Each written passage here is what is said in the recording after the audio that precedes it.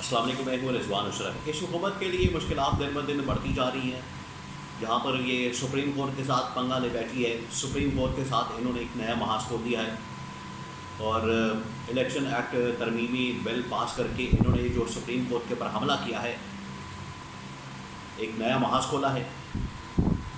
وہیں پر اسٹیبلشمنٹ کے ساتھ بھی ان کی انبن ہو چکی ہے اور اسٹیبلشمنٹ کی جانب سے بھی ان کو وارننگ جاری کر دی گئی ہے کہ اپنا بندوبست کریں، اپنا قبلہ درست کریں، اپنی ڈائریکشن ٹھیک کریں، پاکستان کے اندر جمہوریت کو بحال کریں، پاکستان کے اندر انتقامی کارروائیوں کا سلسلہ بند کریں۔ یہ اسٹیبلشمنٹ کی جانب سے وارننگ آئی ہے۔ آنے والے دنوں میں سپریم کورٹ بھی ان کو بتائے گا، سپریم کورٹ کا بھی ڈنڈا آئے گا۔ وہیں پر ان کے اپنی اتحادی جماعتیں وہ اب ان سے علیحدہ ہونے جا رہی ہیں۔ اس کے متعلق بہت اہم ترین انفارمیشن میرے پاس موجود ہے، ایک دو خبریں میرے پاس موجود ہیں، وہ آپ کے ساتھ میں شیئر کرتا ہوں۔ دیکھیں، یہ جو حکومت ہے یہ اصل میں ایک اتحادی حکومت ہے، اور اتحادی حکومت ہونے کے ناطے ان کے اوپر بہت زیادہ پریشر موجود ہوتا ہے۔ اور ویسے بھی آپ کو پتہ ہے کہ ایک لولی لنگڑی حکومت ہے، ایک تو ویسی مانگے تانگے کی خراتی سیٹیں، چوری کا مینڈیٹ،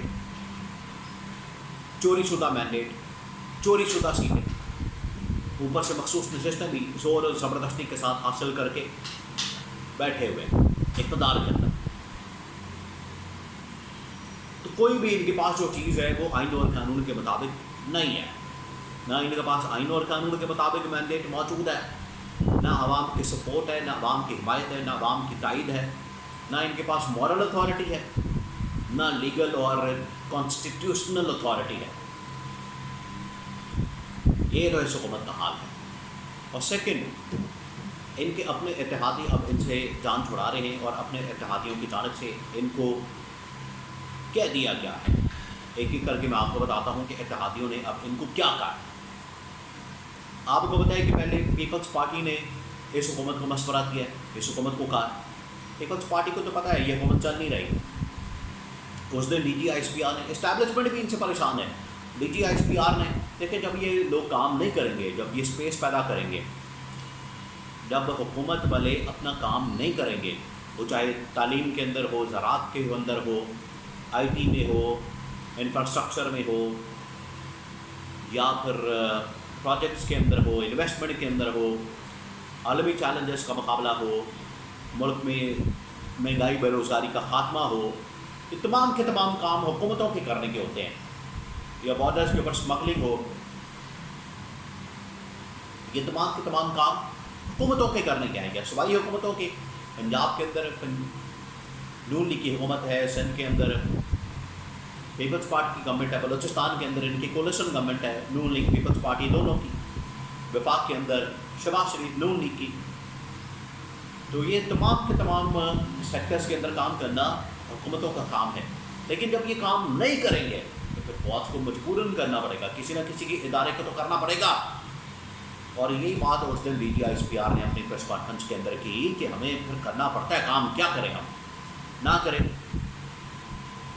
ملک کی خدمت کرنا چھوڑ دیں۔ وہ اپنی بات کے اوپر حق بچانے بیٹھے، وہ اپنی بات کے اوپر ٹھیک ہے۔ مسئلہ ان کا ہے، حکومت والوں کا، مسئلہ فوج کا نہیں ہے، مسئلہ حکومت والوں کا ہے۔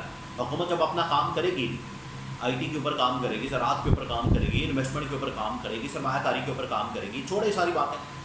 شہباز شریف یہ بتا دیں کہ باہر سے آج تک یہ پچھلے 2.5 سالوں میں کتنے پیسے لے کر آئے پاکستان کے اندر، سرمایہ کاری، چلے سرمایہ کاری چھوڑے، بھیک مانگ کے کتنے پیسے لے کر آیا یہ بتا دیں، 1 روپیہ نہیں۔ تو پھر فوج کو کام کرنا پڑتا ہے۔ یہ ان کی حالت ہے۔ تو اسٹیبلشمنٹ بھی ان سے تنگ ہے، اسٹیبلشمنٹ کو کام کرنا پڑتا ہے، ان کے جو کام ہیں وہ بھی اسٹیبلشمنٹ کو کرنے پڑتے ہیں۔ دیکھیں جو فوج ہے ویسے تو وہ جب بھی کوئی آفت آتی ہے، سیلاب آتا ہے، زلزلہ آتا ہے، کوئی قدرتی آفت آ جائے تو وہاں پر آ جاتی ہے۔ کرونا جس طرح سے آ گیا، ٹڈی دل آ گیا، یا اس طرح کی کوئی اور اس طرح کا مسئلہ ہو جائے یا آفت آتی ہے۔ لیکن یہ جو انہوں نے آفت ملک کے اوپر مسلط کی ہے، ان کی نون لیگ کی حکومت کی شکل میں جو آفت ہے پاکستان کے اندر، نون لیگ کی شکل میں جو پاکستان کے اندر عذاب ہے، اس کا کیا کیا جائے؟ اس آفت کا بھی تو مقابلہ کرنا ہے آخر کسی نے. تو جہاں پر اسٹیبلشمنٹ تنگ ہے وہیں پر اتحادی حکومت بھی اب ان سے تنگ ہے. تو D G S P R کی میں نے آپ کو بات بتا دی. پیپلز پارٹی والوں نے باقاعدہ میسج دیا ان کو کہ اگر آپ سے حکومت نہیں چلتی، یہ اس کے بعد ہی انہوں نے میسج دیا پیپلز پارٹی کے اندر سے. آصف زرداری نے کہا کہ پہ جاؤ. پیپلز پارٹی نے کہا کہ اگر آپ سے حکومت نہیں چلتی، اگر آپ سے حکومت نہیں چل رہی، اگر آپ سے حکومت نہیں چل رہی، آپ حکومت نہیں چلا پا رہے، آپ کے اندر اتنی قابلیت، صلاحیت، اہلیت، ابلٹی نہیں ہے، تو پھر آپ شہباز شریف استعفیٰ دے، اسمبلیاں توڑ دے اور گھر جائیں. یہ مشورہ دیا. ویسے پیپلز پارٹی کو چاہیے کہ بجائے ان کو کہنے کہ اسمبلیاں توڑیں، استعفے دے، خود استعفے دے کے تو سائڈ پہ ہو جائیں، یا کم از کم اس اتحاد کو ہی چھوڑ دیں، جان چھوڑیں اس کی. تو پیپلز پارٹی بھی ان کے ساتھ تنگ ہے، اور اب ایم کیو ایم وہ بھی ان سے تنگ پڑ گئی ہے. قومی اسمبلی کا اجلاس ہوا پرسوں، آپ کو بتائیں، اور یہاں پر یہ ترمیمی بل پاس کیا گیا، الیکشن ایکٹ ترمیمی بل. وہاں پر ایم کیو ایم کے جو قومی اسمبلی کے ممبر ہیں ڈاکٹر فاروق ستار، انہوں نے کہا کہ میں نے بات کرنی ہے اسپیکر ایاز صادق سے جو نون لیگ کے اسپیکر ہیں.